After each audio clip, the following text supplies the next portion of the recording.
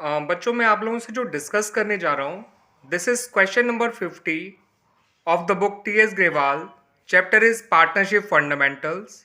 The edition of the book is 2022। देखिए question number 50 का मैंने सॉल्यूशन भी दिया हुआ है और साथ साथ इसका एक्सप्लेनेशन भी आपको दिया हुआ है।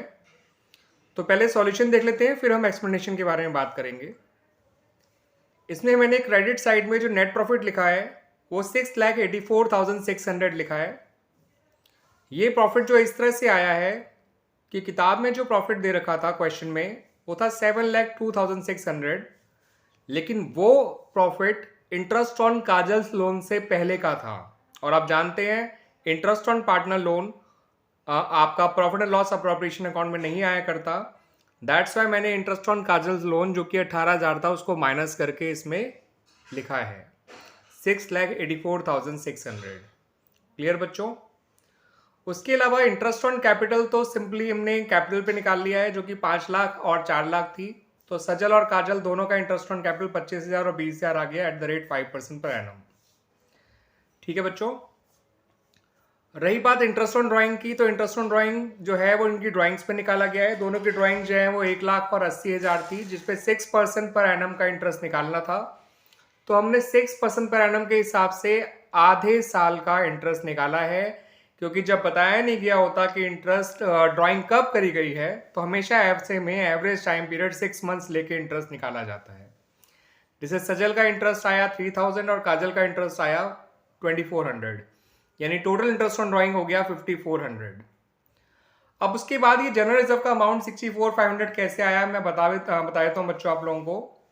मैंने इन दोनों को ऐड किया, नेट प्रॉफिट में इंटरेस्ट ऑन ड्राइंग ऐड किया और इंटरेस्ट ऑन कैपिटल को माइनस कर दिया, क्योंकि क्वेश्चन में साफ साफ कहा था कि 10% of the divisible profit is to be transfer to general reserve. अब डिविजिबल प्रॉफिट तो वो प्रॉफिट होता है जो सारे अप्रोप्रिएशन करने के बाद आता है।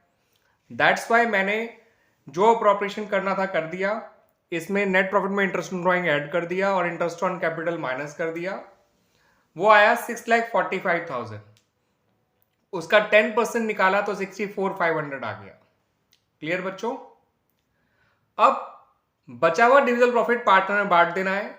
तो बचा हुआ डिविजिबल प्रॉफिट जब आप 6,45,000 में से 64,500 और कम कर देंगे तो बचेगा 5,80,500, जो कि सजल और काजल में बांट दिया गया in their profit sharing ratio जो कि 2:1 है।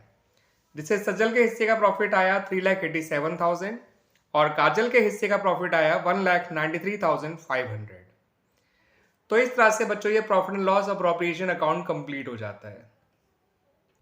अब जो वर्किंग मैंने आप लोगों को समझाई थी बच्चों क्वेश्चन के दौरान, सॉल्यूशन के दौरान, वो यहाँ पे लिखी हुई भी हैं।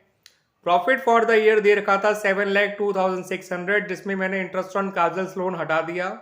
उसका लोन था 3 लाख रुपए का, उस पर होल ईयर इंटरेस्ट निकाला गया @ 6% पर एनम। अगर इंटरेस्ट ऑन लोन का रेट नहीं दे रखा होता है तो 6% पर एनम के हिसाब से ही निकाला जाता है। That's Y.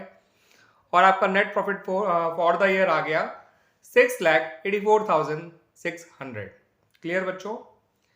अब ये देख लीजिए मैंने जनरल रिजर्व का अमाउंट भी बकायदा कैसे आया है वो बता रखा है। नेट प्रॉफिट में इंटरेस्ट ऑन ड्राइंग ऐड कर लिया और इंटरेस्ट ऑन कैपिटल जो सजल और काजल का था वो माइनस कर दिया। वो आपका डिविजिबल प्रॉफिट आ गया इससे निकलकर 6,45,000।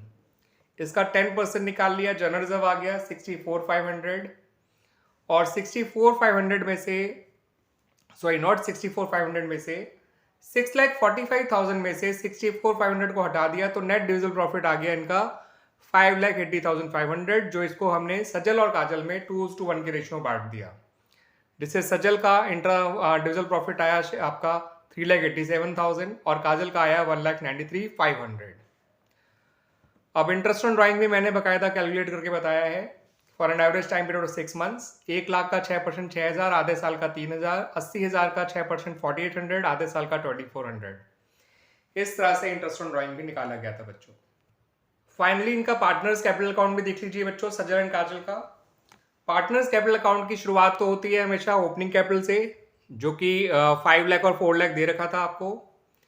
फिर जो भी अप्रोप्रिएशन पार्टनर को दिए और जो उनसे लिया गया वो लिख लिया गया। जैसे इंटरेस्ट ऑन कैपिटल को दिया तो वो क्रेडिट साइड में आ गया 25,000 और 20,000।